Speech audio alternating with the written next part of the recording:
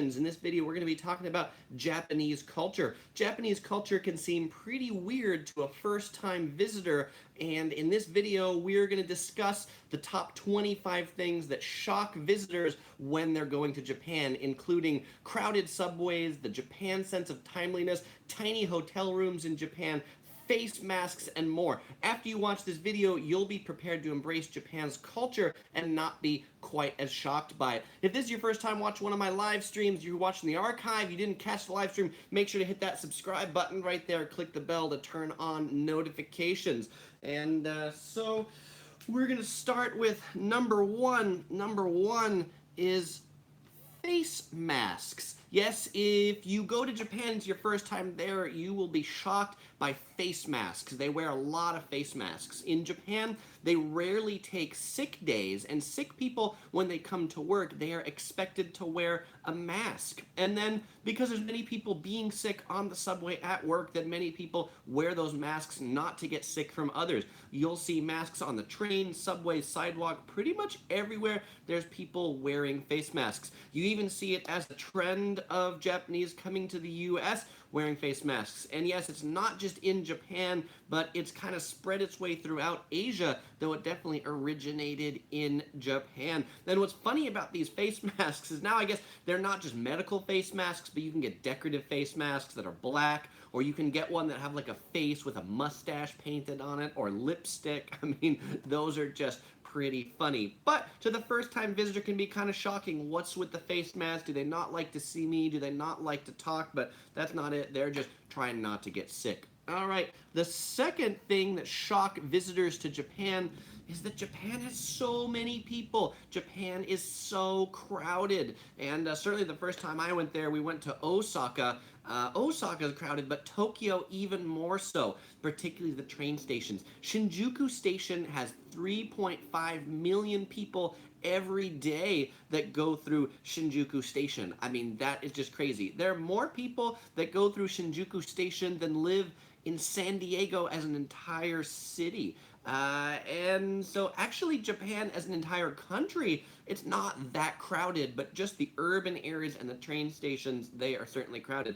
And your first experience, or anybody's first experience in a train station in Japan, the busy ones, will be a little bit of like playing Frogger, you know, trying to get through the crowd of people. People go every which direction, super confusing. And so what I would certainly tell you, if you're going to Japan and you're in a train station, don't get overwhelmed by all of the people. Just relax, take it easy, look for the signs. You don't have to go as fast as the Japanese do, because they always seem to be rushing to go someplace. And Johnny Bangkok commented about the masks. He said it is nuts there with face masks too, which is either Bangkok, Thailand, or Taipei, where I think Johnny is right now. Then Yippee says the first time he got off a train in Ueno, which is one of the big train stations in Tokyo, he could not believe the amount of people. Greetings to everybody else on the live stream: Hemi Design, Eric, Damien, Luis, Jose, Boomer, and on Facebook, we've got Melanie, Anna, Colleen, Debbie, and Eric. So, all right, number 3, crazy work hours. Yes, when you go to Japan, visitors there are often shocked by the Japanese's crazy work hours. You'll see people in business suits around at all hours of the day, from 7 a.m. to midnight, even on weekends. Sunday is maybe the exception, where you'll see people kind of take a little bit easy. But the Japanese almost always seem to be working, or if they're not working, at a mandatory work social. And actually in Japan, there's this concept of death from too much work. And it's so commonplace in Japan, there's actually a word for it. It's called karoshi. And there's a national karoshi hotline, a karoshi self-help book, and a law that funnels money to the widows and children of people who die from overwork. And almost always a man. And Japan, actually the Japanese government published statistics. In 2007, there were about 2,000 work-related suicides in the country, and the government cites that 672 of those suicides were due to overwork. I mean, that is crazy, and their work hours are crazy. I have a corollary video, which many of you may have been on the live stream last week, which is what shocks Japanese when they come to the US, and it's often that we don't work quite as much as we do. All right. The fourth thing that visitors to Japan are shocked by is that the Japanese sleep everywhere and anywhere. And so in Japan, because they work so much, they are really tired. And being really tired, like I mentioned this in my last video, that actually like on the job, if they're sleeping, it's considered like an honor to the company because they have so little sleep because they're working so hard. But if you're riding the train, you'll see people sleeping. If you're at McDonald's, you'll see people sleeping. There's this mall in Roppongi that has sofas, and they have signs on the sofas that say limit 1 hour and no sleeping. I mean, and I was like, well, who's going to be sleeping on these sofas? But if you've seen my Roppongi video, you'll notice that as I walked through, I found someone who was just sound asleep in that sofa. So they get really good because they're working so much of just getting in a wink of sleep whenever they can. Eric mentions on Facebook he's never been to Japan before, so he may try to go there this year. Well, Eric, excellent, and so you'll be prepared to be less shocked by these Japanese cultural items. Michael Liu on YouTube says it sounds stressful. Meryl joined in from LA. Hemi Design comments and says the suicide rate in Japan might be equal or higher than Switzerland. I heard Switzerland is crazy about suicide. Hemi Design, that's interesting. I think Japan and Switzerland have quite a bit in common. I don't quite know the suicide rates there, but that'd be interesting. And I had the question recently from some people talking about Japan. Does Japan really have a suicide forest? And yes, there is a suicide forest in Japan. That's a forest that people typically go to commit suicide. There's a really controversial Logan Paul video that he filmed there that's no longer on YouTube, luckily, but it is actually the case. And Yoko S says, ha ha ha, sleep anywhere, very true. It is very true, and I'm glad you agree with me. All right, number 5. The fifth thing that'll shock visitors to Japan is that everybody is always dressed up. The Japanese are very dressy. The men always in business suits. Like if they have a professional job, it's always in business suits. The women always in high heels all the time. High heels and skirts, very typical. It can be almost like 10 degrees below zero and snowing. You will find the women walking around Japan still wearing heels and still wearing skirts. It is really impressive. You will not often see Japanese dressed up like many middle Americans at Walmart with sweatpants and a sweatshirt.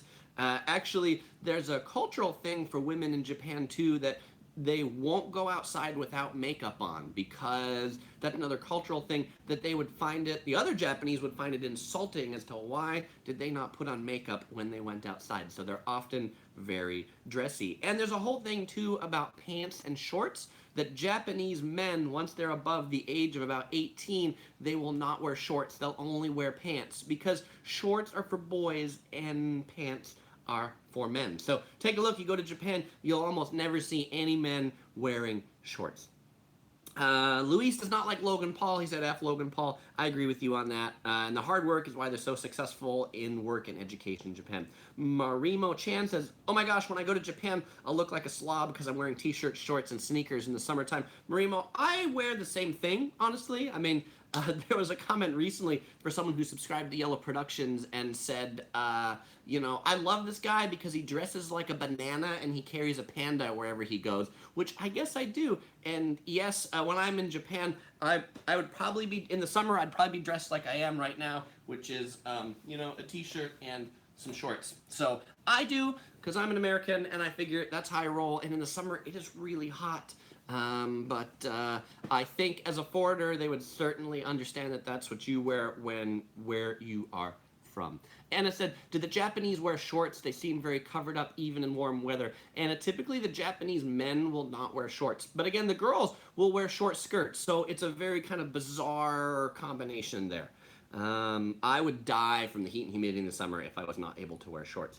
Kuhiti says, my brother's currently in Tokyo on business. What is the best local gift souvenir I can ask him to bring me back? Ooh, that's a really good question. I mean, a super popular thing that you see in the airports in Tokyo and Narita is the Tokyo banana. It's like a Twinkie with like a banana filling. I don't know that that's super delicious. You know, one of the things that I think is cool from Tokyo are things from like kimono-esque stores, so things that are maybe like a kimono print bag, something that's like a traditional Japanese print cloth. Also, Japan's really big on like lacquerware with maybe gold leaf. Those are like gold lacquerware boxes. Those are just a couple of suggestions. Yippee commented on the suicide rate, saying that Switzerland is 12.5 per 100,000 and Japan is 19.5 per 100,000. So Japan has even more suicides than Switzerland does. All right, and Eric says he really likes my t-shirt. That's excellent. Yeah, and I don't know if you guys get to see the... Does this one have anything on the back? No, this one doesn't have anything on the back, but some of the other ones I have things on the back too. All right, the sixth thing that surprise visitors when they're going to Japan is about time. Time being very important in Japan. And there's really no such thing in Japan as fashionably late. You are either early or you're late. And so in Japan, if trains are more than 30 seconds late, the conductor will start apologizing to the passengers for being late. If you are meeting somebody for dinner and you're more than 5 minutes late and say you have a reservation at the restaurant, you might as well not even come, because about 5, certainly 15 minutes, just forget about it. And if you're at the restaurant, say 5 minutes early for your reservation, let's say the reservation's at 6 p.m., you're there at 5:55, they will generally ask you to wait. You see, because you wait, because, you know, it's not 6 o'clock, you see, it's 5 minutes, so please wait. We've checked into a number of hotels, like onsen hot spring hotels, where the check-in time is 3 p.m. We'll get there at 2:55, and they'll be like, well, you see, the check-in time is 3 p.m., so if you go ahead and have a seat, then at 3 p.m. we can check you in. And it's one of those where, like, is our room not ready? Are you not there? And literally you sit down, and 3 minutes later they'll be like, okay, it's check-in time, please come back. But that is just something to know, that they are really, really find time important. Melanie on Facebook says that time is super important to me too. If I'm 5 minutes early, I feel like I'm late. Hey, well, you will fit in perfectly in Japan, Melanie. Excellent. OC Girl commented about the shorts. And so she pointed out that during the energy crisis in Japan that corresponded to the Fukushima disaster, they were adjusting sort of their work dress requirements and allowing business salarymen to wear shorts and short sleeves to work in the summer because they were increasing the air conditioning temperature to allow more energy. But I think you typically don't see that as much anymore. It was a big culture thing to dress down that much. Claire said, do they really check you in at 3 p.m. sharp? Yes, they really check you in at 3 p.m. sharp. I mean, it depends certainly on the hotel, but we've been at a number of hotels where they've absolutely done that and would not check us in at 2:55, had us sit, and then called us back for 3 p.m. Damien asks, do the trains operate 24 hours a day? That's a great segue. Number 7, I'm going to be talking about trains. And so in number 7 about trains is that public transportation is really on time. Even the buses, it's amazing that, like, if you're at a bus stop and the bus stop sign says the bus comes at 8:34, the bus will arrive at exactly that minute. And the bus won't leave until it's time to go. And so here's another one that, like, staying at some Japanese hotels, they'll have like shuttle buses that wait at train stations and say check-in time's at 3, the hotel's an hour drive from the train station, so they'll advertise that the shuttle bus departs at 2 p.m. The shuttle bus, they take all reservations, so they know exactly who's going to be on the shuttle bus. We've been on these shuttle buses where there's 10 people on the bus at 1:45, but they're going to sit there until the clock strikes exactly 2, and then they're going to go. And when I mean the clock strikes exactly 2, every bus in Japan has a big clock right above the bus driver. And so when they're at a stop and they're getting ready to go, the bus driver will be sitting there looking up at that clock, and then as soon as that clock strikes the time to go, that's when they go. Not a second sooner, not a second later. There was a question, which segued into this one from Damien, about do the trains operate 24 hours a day? They do not operate 24 hours a day. The trains typically operate about midnight. Well, so they typically stop running about midnight and start running about 6 in the morning. So between midnight and 6 is sort of no transportation time. Some trains go a little later, they start a little earlier, but you should always check what the last train time in Japan is, otherwise you may end up getting really stuck. There was a question on Facebook from Armida about which hotel would you recommend in Tokyo, cheap and nice? One of my favorite hotels in Tokyo is the Hotel Century Southern Tower. It's in Shinjuku. There's a Sunroute Hotel there as well, which is right behind it. I also like the Courtyard Marriott by Tokyo Station. If you want to be really cheap, Toyoko Inn is a big Japanese chain that you'll find is cheap and clean, but really small rooms. We'll get to that when I talk about hotels. Anna Toy comments and says public transportation is so clean too. It absolutely is. Rokaz asks, have you ever stayed at the Park Hyatt Tokyo?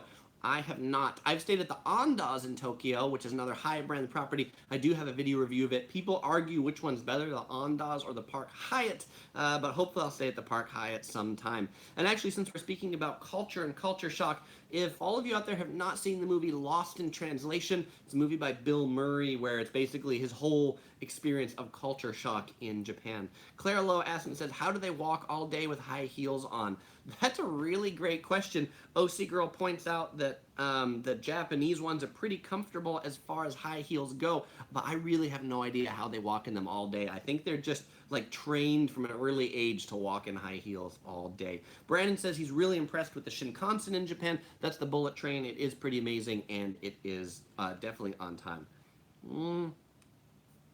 Luis asks if we will be attending the Olympics in Japan. We will likely not be attending the Olympics because that just seems like it'd be really expensive, though it'd be cool.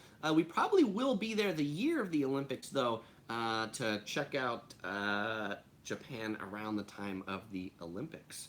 And I was just drinking something, and I wanted to point this out. This was something I brought back from my last trip to Japan, and it may look like I'm drinking a beer with a great head here, but Japan has all this great fake food in it, and this is not something that really belongs in this list of 25 because I don't like this culture shocks, things that are shocking. This is something that I love, but I just had to say it because I had this beer, and so, you know, when this is in the window, you can see exactly what you can order, but of course it's fake, right? I can't pour this beer out, but it's a real glass, and it's filled up with what looks like beer and a really convincing head. Asahi.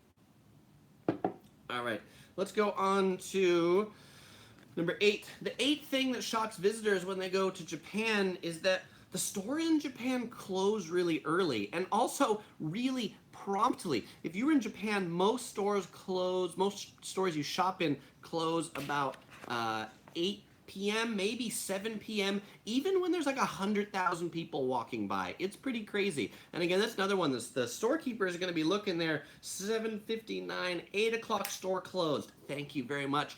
What's really interesting, if you're in like a big store, you know, when they close, they'll start having people come in from the end, standing at the escalators, this and that, to really let you know it is time to leave the store.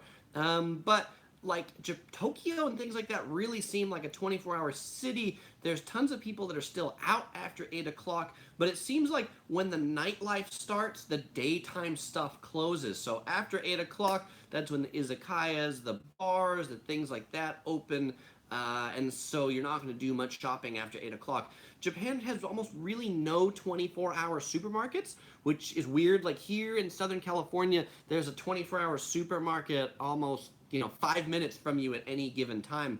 And then even like the department stores, they have like food halls and big supermarkets, but those close at 8 p.m. too when the department stores close. Kuhati asks, are there lots of pickpockets in Tokyo similar to how there are in Rome? There are almost no pickpockets in Japan. Like Japan is one of the safest places that you could travel, very little theft. I think I'm going to talk about safety in one of these other numbers, and so I'm going to get to that there, but they don't really steal in Japan. Brandon says this is a very convincing fake beer. Thank you, Brandon. Compliments to the artist who made this fake beer. I agree. Marimo says, are the 7-Elevens, Lawson's, and Family Mart open 24 hours? Yes, the convenience stores, the konbini, they are open 24 hours. The supermarkets are not. Mark Perez says, number 26, the prices of watermelon, grapes, and specialty fruits. You know, the funny thing about that, Mark, is I'm going to get to that number 14, talking about watermelon, grapes, and fruits. Melanie says, is tea your beverage of choice tonight? Yes, tea is my beverage of choice tonight. And Melanie noticed the yellow wine back there that she said she loves. We picked that up at a craft fair this weekend. There's one here, and then If you're watching on YouTube, there's probably one just right over there that should be in the shot too, under the bird of paradise. But Facebook only shows, it's really hard to do this finger thing, only shows this one right here. All right, let's go on to number 9. So speaking of interesting hours for things, another things that shock visitors when they come to Japan is that their ATMs close too. And they close early. Seriously? Why does the ATM close at 7 p.m.? Yes, their ATM has operation hours, and when they close, they are really closed. Like, they have, like, doors that roll down. I mean, they really only want you getting cash at certain times. So don't expect to necessarily be able to use an ATM 24/7. You'll just be using ATMs during the times that they're open. So make sure you get your cash during working hours. Otherwise, you may be hungry without any money. The 10th thing that shocked visitors when they're going to Japan, crazy small hotel rooms.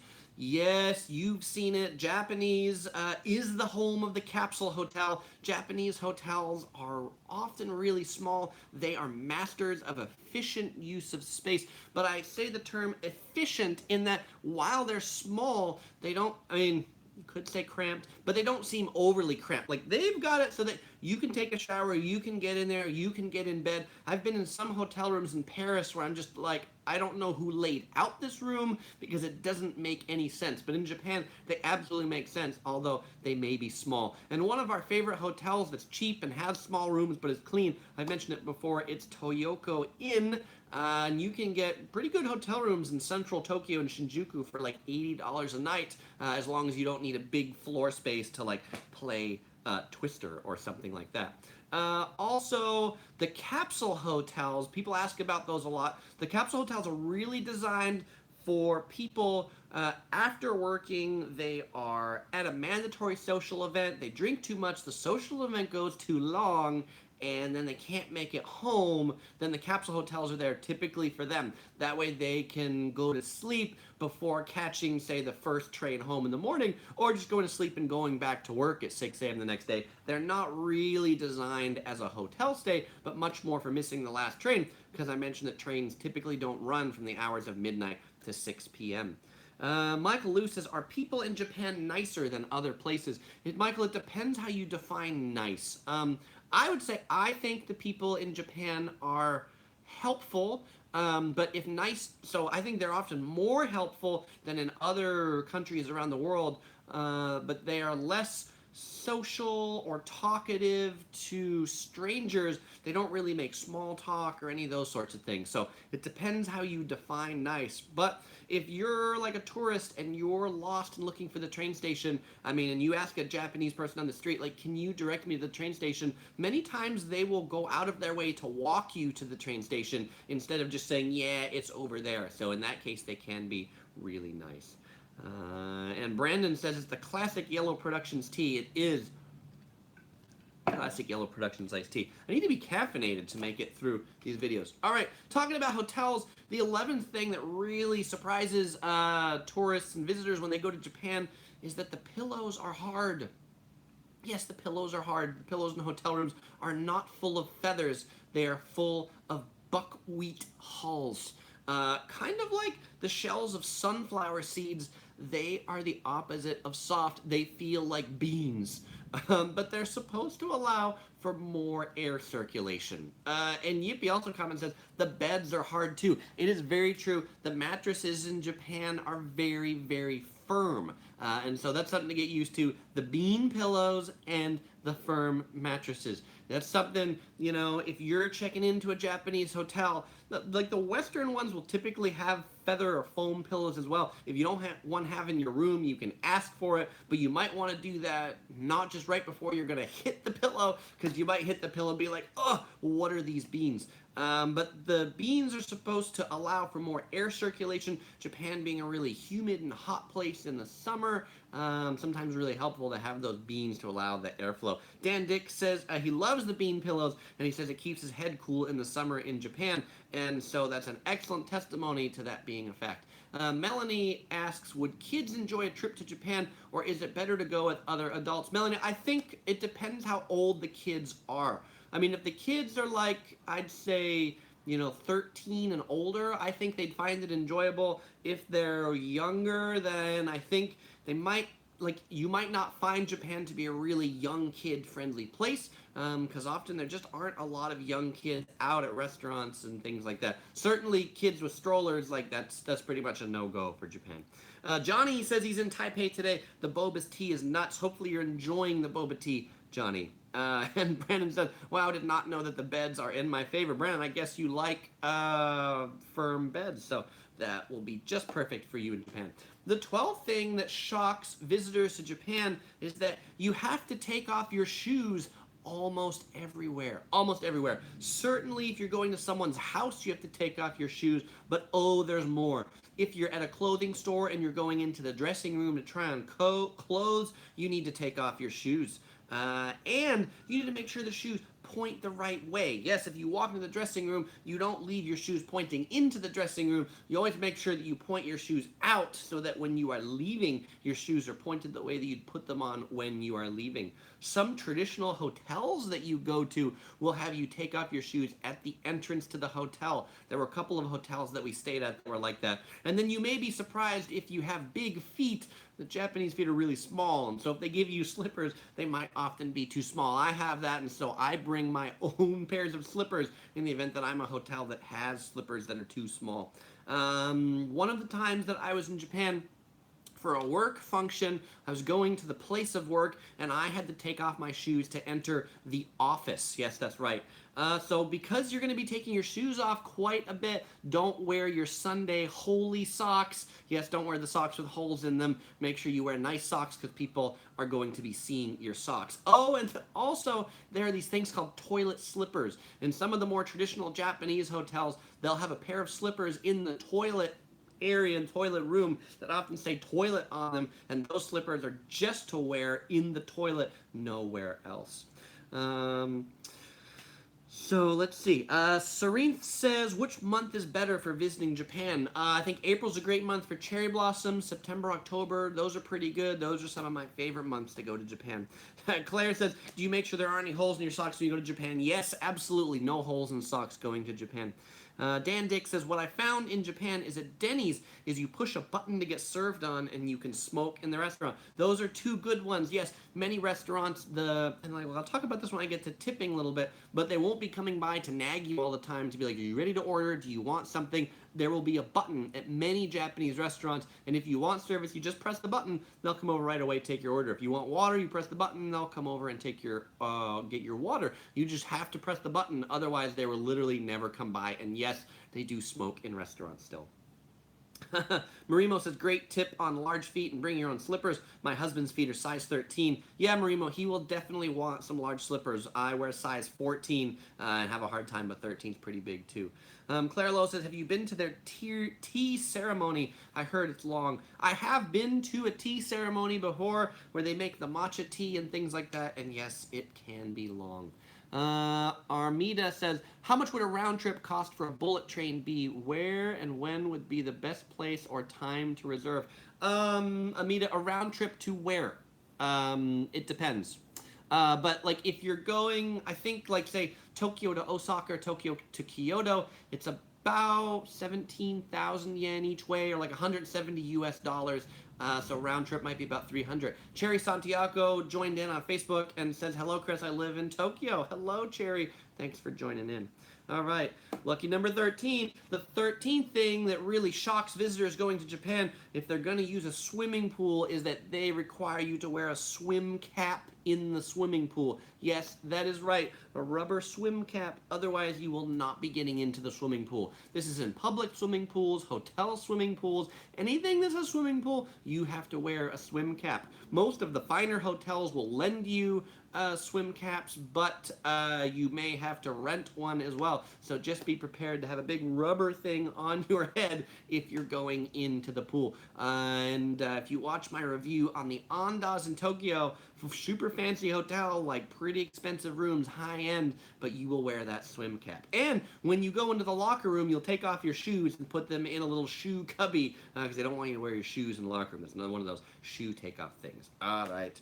Number 14, the 14th thing that shocked visitors when they're going to Japan, insane prices. Yes, the prices in Japan can be really insane, and not on everything, but on a lot of things. And so, like a watermelon, how much does a watermelon cost in the supermarket where you're from? Well, in Japan, you will often find watermelons in supermarkets for $100. Yes, I know the watermelon is square, but is it really worth $100? And you think that's expensive. In 2008, a Dunsuki watermelon was sold at auction for 6,100 US dollars. It was big, it's 17 pounds, but really 6,000 US dollars, insane. An apple in Japan, some of the apples in Japan, you'll find them in supermarkets for equivalent of 21 US dollars. But the Sekai Ichiare apples, I probably pronounced that wrong. They are washed with honey and branded by hand to ensure they're blemish free, and the orchards they're grown in are pollinated by hand. That's why they're so expensive. If you like cantaloupe, there are these cantaloupe called Yubari King melons. 2 Yubari King melons will set you back $225. They are a product of the island of Hokkaido, and it's known to be some of the sweetest watermelons you'll ever have. The melons are grown in greenhouses and even given hats to prevent sunburns. The most expensive Yubari King melon was sold at auction for $23,500. Crazy expensive. But I will tell you, the cantaloupe in Japan will be the sweetest cantaloupe you've ever had. It's super delicious. And while we maybe don't buy these $23,000 cantaloupe, we will buy some of the cheaper cantaloupe, and it's super good.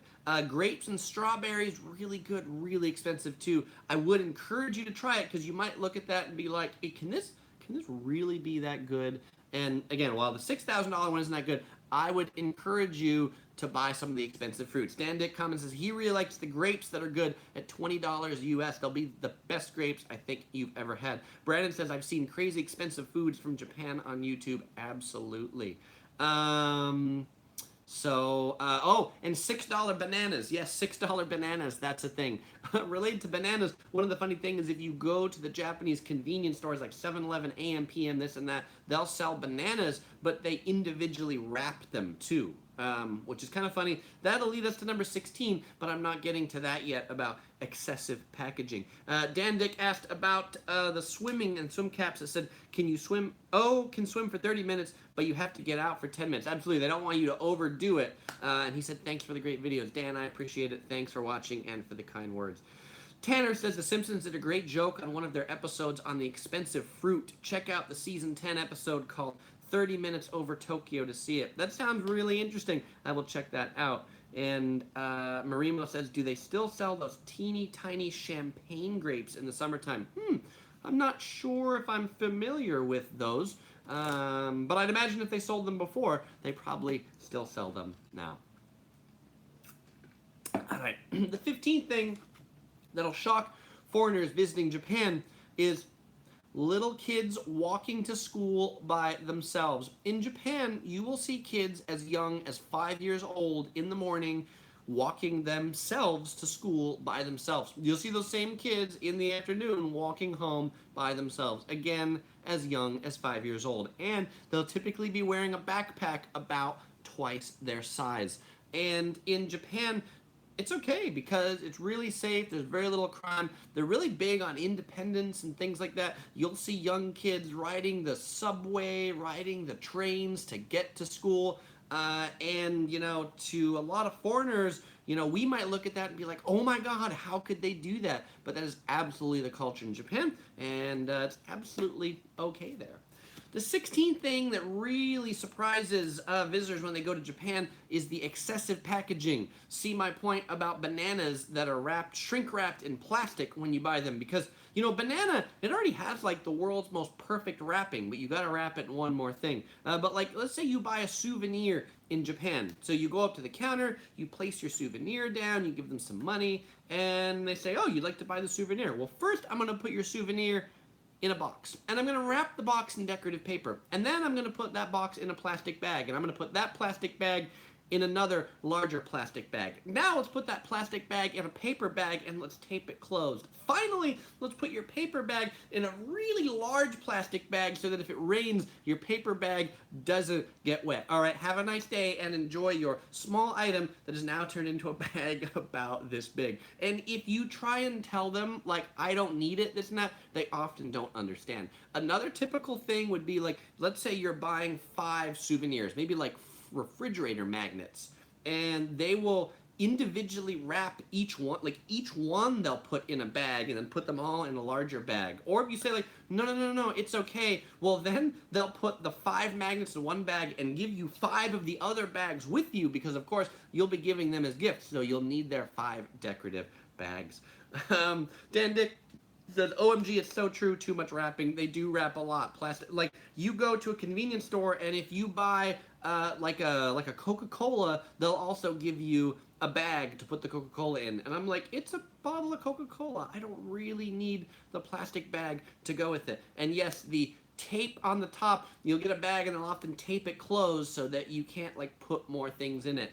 But Landscaper Ben joined in, so good day, Ben. And he says, I must admit, the packaging is beautiful. It absolutely is, and it's great if you're giving a gift to somebody so artfully wrapped. I could never wrap it that well. It's an art in and of itself. Melanie says, we need more of that independent thinking here. Absolutely. Baldrick says, in Japan, have you ever eaten a live octopus on a stick at a sushi restaurant? Baldrick, I have never eaten a live octopus on a stick from any restaurant, sushi restaurant or not. The closest I've had, like, fish, the sashimi from fish that was still, like, breathing as it just came out of the aquarium. That was pretty lively. We've had, like, sweet shrimp that they take out of the thing alive and deep fry and then give to you. But the live octopus, that's also really popular in Korea. I like octopus, but probably not like that. Joy1286 joined in, said hello from Chicago. Joy, thanks for tuning in. Claire Lowe says, do they start to use less plastic bags? Not really. They still use a lot of plastic bags. They love their plastic bags there. And, you know, they might, they've started a little bit. They have these, like, stickers that'll say sold. So if you have, like, a Coke and you don't get the bag, then they'll give you a little sticker that says sold on it, I think in an effort to prevent so many bags being used. Yippee says, I got takeaway at McDonald's, received the paper bag and a paper bag for the drink that all went into a plastic bag. Absolutely. They're really big on the paper bag for a drink because you want the one bag that has the food in it. You have a separate bag for the drink to keep the cold away from the hot, and then you get a plastic bag to carry the whole thing in. All right. The 17th thing that shocks visitors going to Japan, and this one is about Japanese bathing culture, like if you're going to a hot spring, and that is being naked in front of others. Yes, if you are going to a Japanese hot spring or a Japanese public bath, to go into the Japanese hot springs, you have to remove all of your clothes and be fully naked in front of others. They are generally gender separated, so all men, all women, this and that. But, you know, I will say it took me a little while to get used to that concept. I thought it was kind of weird the first time I went there. And sometimes I still find it kind of weird when I'm in the Japanese hot spring bath and some Japanese guy slides over to me and wants to, like, practice his English while we're in the bath. And it's just sort of like, look, 2 nude men in the bath. Just maybe save the conversation for when we have clothes on. But for them, it's like totally not a big deal. They'll go as groups of friends, all that stuff, hanging out. But another culture thing that certainly can be shocking to visitors. David Hopkins joins in and says, hi from Sydney. When are you doing a review for San Francisco like the other reviews, especially Vegas? David, the next time I go to San Francisco, I will. I don't know when that's going to be, but it is certainly on my list of things to do. Dan Dick said, it was different, but I got used to it. So I think he went to the hot spring as well and got used to it too. I actually really enjoy hot springs now, and if you haven't been to a hot spring or you want to know how to use it, I have a card attached to this video that you can see, like, how to use hot springs. I talk all about that. All right, the 18th thing that shocks visitors going to Japan is about wet hands. Yes, wet hands.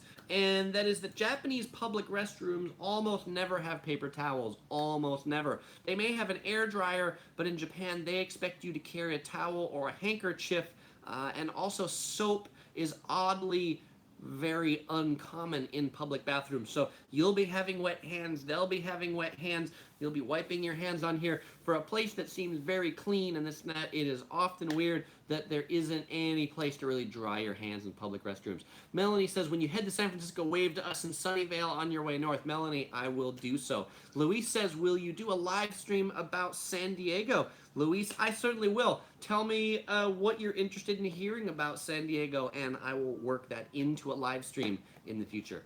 Number 19. The 19th thing that shocks visitors going to Japan is about there aren't any trash cans. There aren't any public trash cans in Japan. I mean, that's an overstatement, but there's very few public trash cans in Japan. Actually, I got a whole video about where trash cans are and why there aren't any public trash cans. But if you live in Japan and you want to throw away trash, you have to buy special trash bags that are clear so that you also don't put any recyclables in it. And those special garbage bags, they're basically sold by the government, and that's essentially the garbage tax that residents pay. Recycling is free, but so if you're out and about and you want to throw trash away, where do you go? Because again, you'll see very few public trash cans. One great option is convenience stores. That's where you'll find trash cans. But public toilets often don't have trash cans. So see my previous point about why there's no paper towels? There's no paper towels because there's no trash can to throw away the paper towels.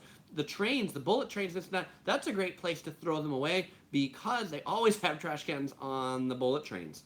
Department stores, great place to throw stuff away as well. Related to plastic bags, one of the biggest things I think they do with their plastic bags is use them as a portable trash carrier or a trash bag. And they'll generate trash when they're out, and then they bring their trash home back to them. You can bring it back to your hotel room, too. Baldrick says, is there a lot of public visible prostitution in Tokyo? No. Prostitution, full prostitution is not legal in Japan. Other certain things are, but in Tokyo, generally these things, there are red light districts in places like Kabukicho and Shinjuku, but those are all places that you'd really pretty much have to go into. It's typically not really that visible out in the street, though you'll kind of know the neighborhoods that you're in that have it because it's sort of sleazy, and they often typically don't cater to non-Japanese. Dan Dick says, I walked with my garbage for 45 minutes till I found one, but I found that 7-Eleven will take it. Absolutely, 7-Eleven is a great place to dispose of your garbage. And Mark says, I saw your video about trash cans. Very helpful, informative when I was there. All right, excellent. So hopefully you can throw your trash away. Yeah, Baldrick, I think you're good. And if you're going to Tokyo, just stay out of the Kabukicho district. Again, that's in Shinjuku, and I think you'll be pretty fine in most places. Marimo says, gross question, but I want to know, do women have to carry out their used pads out of public toilets? I'm going to say no, although I haven't been in a women's restroom there, and so that might be best if there's another woman online who can answer that, but I believe in those instances you could either flush them, or if you couldn't flush them, they might have a trash can that would be next to the toilet in the actual stall to throw those away. I think that would be pretty gross. Luis says, for my San Diego live stream, how about favorite things to do in San Diego, not touristy stuff? Okay, sounds good. Landscaper Ben says, did you do the language barrier as a shock? That's number 21. I'm going to do that in just a second. And Dan Dick answered the pad thing and said, no, they have a box to put the used pads in. So that's great. All right. Number 20. The 20th thing that'll shock visitors to Japan is about the amount of bicycles. Yes, there's a lot of bicycles. One of my earliest ones was the amount of people and how crowded it is, but there's a lot of bikes too. When you go by the busy train stations and that, there will be tons of bikes parked around them. And maybe not like in central Tokyo or the places that are really busy, but when you get outside from the super packed city, there are a lot of bicycles. Ben says there's more in Amsterdam than there is in Japan. Yes, there are a lot in Amsterdam, but I would say there are some cities in Japan that have quite a bit too. But that was just shocking because particularly them being parked everywhere and also being parked in places that they shouldn't be parked in. So Japan, I feel like, is a country of rules, and you'll see like big signs that say no bicycle parking, yet they'll have bicycles that'll be parked right next to the no bicycle parking sign. In fact, that seems to be where all the bicycles congregate, is all the bicycles congregate around the no bicycle parking sign.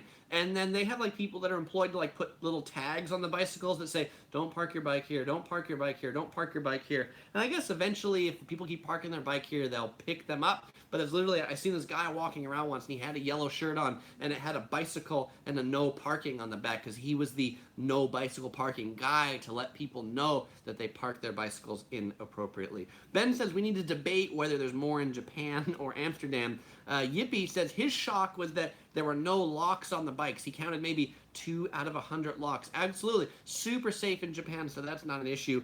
Dan Dick says 4 kids on one bike was a shocker as they had no helmets. Absolutely. They do have a lot of these bikes too, where like, say like it might be like a Japanese mom bike where she'll be on the front. We'll have like seats for a couple kids on the front and another kid on the back is like generally kid carriers. And yeah, they're not really big on helmets. It's also interesting, bicycles ride on sidewalks in Japan. So that might be one if you're, say, from the US where bicycles are supposed to ride on the street. In Japan, bicycles are supposed to ride on the sidewalk. So you just need to get used to bicycles coming by you. Brandon says, at least it gives me a thing to go faster in Japan. Absolutely. Tanner Wilson says, Dallas-Fort Worth could learn from cities like Tokyo and Amsterdam when it comes down to our bike share program. It's been a real mess. Tanner, which do you have, like the Offo bikes or the Lime bikes? Which bikes do you have? We've just rolled out those bike shares in San Diego, and it's really pretty lousy in my opinion.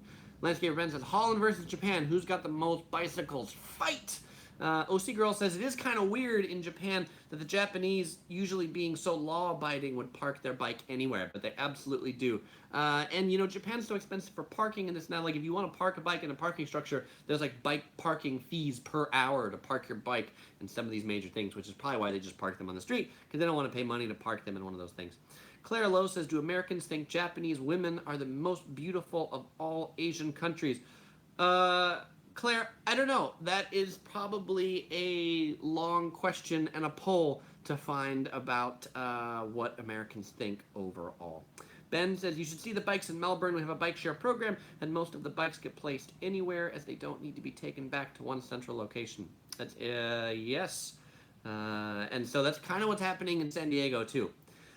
Damien says, what are the major holidays in Japan and are shops open? The most major holiday in Japan is New Year's, and pretty much everything's closed around New Year's. So a few days before New Year's, a few days after New Year's, that's probably the worst time as a visitor to go because everything is closed. Okay, 21. The 21st shock that visitors experience when they're going to Japan is about Japanglish. This is the language barrier one, and I talked about this in one of my other live streams. And if you go on YouTube and you search for Japanglish, like Japanese English, you'll find this video where they sort of made it for the Tokyo Olympics, this Malaysian musician, and it's all about how the Japanese have taken English and Japanicized it, and so there's a lot of words they think they're speaking in English, but they're really not. So, like, beer, and here's the perfect reason I have this prop. Beer in Japanese is biru, biru, biru. If you ask for a beer, they might not know what a beer is, but they will know what a biru is. If you ask for milk, milk is a miru. Hamburger is hamburger. And so there's a lot of these words, and OC Girl put a link to the Japanglish video in the comments, so do check that out. In about 10 minutes when I'm done with this live stream, watch that. It's super funny. I love it. But that is a big language barrier thing because, like, McDonald's is Makuro Donald. It's really, yeah, Miruku. Thank you. Thank you. Miruku. No, yes. I appreciate the pronunciation tips. I typically don't have these in my videos real time unless they're live streams, so thank you. And I probably mispronounced McDonald's too, but again, there's a lot of these that they're just kind of like English, but not completely. So that is a big culture shock and a language barrier. All right, 22, karaoke. Visitors to Japan are often surprised to find out that when people say they're going to karaoke or they're invited to karaoke, that they're not going to like a bar that's big and open and somebody's on stage taking turns to do karaoke, but instead in Japan, when you're going to karaoke, you are going to a small room that are private rooms, often reserved for 2 to 10 of your closest friends to sing in private to your heart's content. And these karaoke parlors are often multi-story big things of private rooms. And they're rented by the hour. Often, if they're not called karaoke, they may be called KTV. 23. This is on the safety item. Japan is so safe that visitors to Japan are often very shocked by the fact that purses, women's purses, will be used to save seats. Like if you go to a food court, and to save a seat, women will place their purse on the table and go to order. And you know what? Nobody takes the purse. It is that safe. You can just leave your stuff almost anywhere. A coworker of mine, she has a great story about this, where she went to Tokyo. She had a laptop. She had a laptop in a laptop case. She rode in the train. She put the laptop underneath her seat. She walked off the train, she forgot her laptop. She was freaking out. She went to the station conductor and she said, hey, I lost my laptop. You know, where can I get it? Is there like a lost and found? And the conductor said, oh, no, don't worry. Like, what train were you on? And she said, oh, I was on this train that got here at this time. And he looked it up and he says, okay, that train comes back here in 2 hours. When that train comes back here in 2 hours, just get back on the train and get your laptop. She's like, what do you mean get back on it and get my laptop? He's like, it'll be there. Just get back on the train and get your laptop. And sure enough, that train came back, she walked on, and she took the laptop because nobody else took the laptop. That is like how much the Japanese respect other people's property, that like if you dropped a 5,000 yen bill in the subway car, it would probably be there for a very long time. It would probably be the people that actually operate the subway or the trains that pick it up and not the other passengers on the train. Where if you dropped a $20 bill in the US, that would be gone almost before it hit the ground. Somebody would catch it in midair and snatch it and put it in their pocket. Claire Lowe asks and says, what makes you angry when you're in Japan? What makes me angry? Too long of a wait for food. I don't know. There's like I want to go to like a really popular ramen restaurant. And it's like the wait is like an hour or two. I mean, the Japanese will wait a really long time for good food. So that makes me angry when I have to wait a long time for food. I get hangry. I'm one of those people. I get hangry. Baldrick says, when can we expect your next live stream? Baldrick, it'll be a few weeks, maybe 2 to 3 weeks before my next live stream, probably more like 3. If you follow me on Facebook, I always announce my live streams about 3 days before. I also do it in the community tab of the YouTube page. If you go to my channel and click community, you'll see them announced there, but probably about 3 weeks from now. Claire Lowe says, in what countries your purse will be stolen if you do that? Most countries. I would probably say most countries other than Japan. Certainly in the US, Italy, anywhere in Europe. I mean, in Rome, people will snatch your purse right off you, right? They'll cut the thing and like take it, like on motorcycles, things like that. I mean, there's a lot of theft and wild around the world. Dan Dick says, oh, off topic, if you show your passport and spend over 5,000 yen, you pay no taxes. That is right. Japan has a really good tax-back, tax-free scheme where they do it right at the store and you don't have to process it at the airport. Their tax-free scheme is really good. Ben has to go back to work. Ben, see you later. Dan Dick says at McDonald's they leave MacBook Pros lying around. So like a $2,000 computer. And absolutely, nobody takes the $2,000 computer. Brandon says, waiting for food makes him angry like the Hulk too. We have that in common. Forte says, what do you do for work that allows you to travel? I manage software development projects. So that's what I do for work that allows me to travel. Mark Perez says, we were at a restaurant in Kobe. We left our cell phones, pocket Wi-Fi, walked out of the restaurant about a half block away. Somebody came running at us and returned it to us. That is impressive, and that is definitely Japan. It is yours, and they need to get it back to you. Dan Dick's going to San Diego in a month. Going to be fun. Dan, I hope you enjoy. Luis asks, is it true that KFC is popular in Japan? It absolutely is. KFC is in a lot of places in Japan. Super popular. All right, I'm down to the last 2. So the 24th thing that surprised visitors going to Japan, really shocked them, is about how many human-intensive jobs there are in Japan. You know, Japan is often considered to be a high-tech country on the forefront of technology, robots and all that stuff, but they really like human-intensive manual processes. So like when you buy a JR pass, a Japan Rail Pass, you would think you could just order it online and print it and all that stuff. No, what you get is you get an exchange order, and then you have to go to a JR office in Japan and exchange your exchange order for an actual Japan Rail Pass. And when you get the Japan Rail Pass, to make it valid, they literally have a large stamp that they have to move the wheels on. They ink the stamp and they stamp the Japan Rail Pass. They have you fill out these forms. They fill out the forms in triplicate. They stamp other things. They punch things. They staple things. Like if you're checking into a hotel in Japan, hotel check-in takes a really long time. And they're really big on breakfast coupons. Like if you're at a hotel and you get free breakfast, they don't just do your room number or something like that. They will give you coupons every day for breakfast that have a different day on it, and you better take that coupon down to breakfast to get your breakfast. No coupon, no breakfast, then you will be very hungry. Another one is they're big on like counting people who go by. One time we were staying in Shinjuku, they had this like busy pedestrian walkway, and there were people sitting in chairs with umbrellas with a clicker, literally just counting people as they go by. Also, if you're like at some of the public gardens, like to garden in the garden, these big trees, they'll be cutting them with hand shears. And so they're really big on doing things by hand, doing things what they would consider the right way. Back on KFC, OC Girl says, related to KFC, they have an all-you-can-eat KFC in Japan. It's like a KFC buffet. So we are looking forward to trying that when we go to Japan. Dan Dick says, related to labor-intensive things, he saw a guy sweeping him, and just behind them, there was another guy writing on a pad, the guy who was sweeping. Yeah, probably writing, you know, whether he's doing a good job or something like that, or what he missed. Claire Lowe says, what are some things that foreigners do that shock them or cringe them? One of the one would be blow your nose in public. The Japanese find blowing your nose in public to be really rude. Being loud, like on trains, the Japanese find it aggravating when people are loud on trains. Not facing the right way on trains is a good example. Not waiting in line, not being polite. Those are certainly some of the things that rub the Japanese the wrong way. Joel joined in and says, hi, new to the stream. Thanks for joining, Joel. You came just in time for number 25, which is the last one.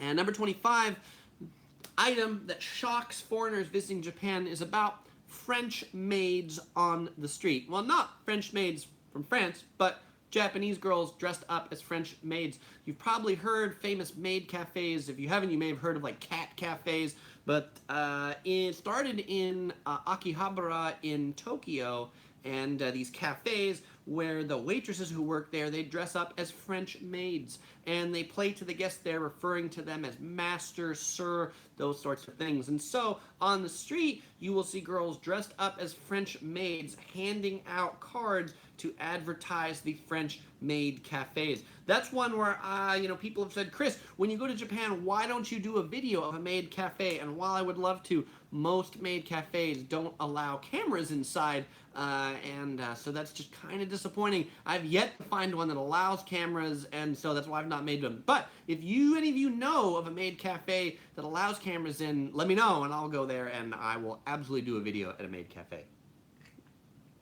All right, we're coming to the end. If you've got any final questions, ask away. And so I'll hit the final questions, and then we'll wrap up. Forte says, in your travels, do you find some countries that allow eating with your mouth open, or is that a universal no-no? I don't know.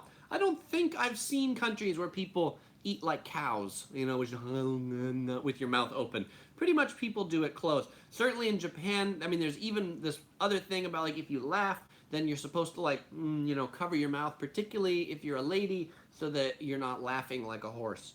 John C. says, beer machines, like soft drink ones, they're big on beer machines. They're beer machines. It was a video I posted to Facebook a while ago, where, like, you put the cup in, you push it on the thing, and it tilts the cup, and it pours the beer into it, and then it levels the cup off, and then it shoots the head into the glass.